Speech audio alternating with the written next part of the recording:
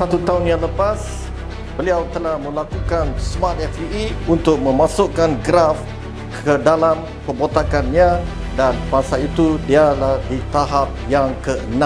Dan dengan teknik Smart FEE, kami telah berjaya menanam dan mendapat satu keputusan yang memuaskan. Dan mari sekarang kita lihat macam manakah progres dan macam manakah rambut dia pada hari ini.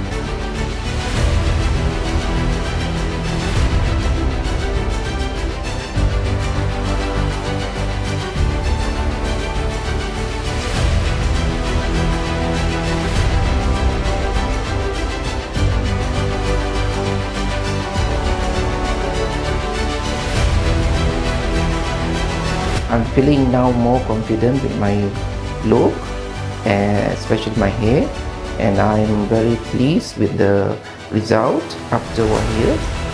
And thank you very much, Professor Dr. Jas. Thank you, Jas.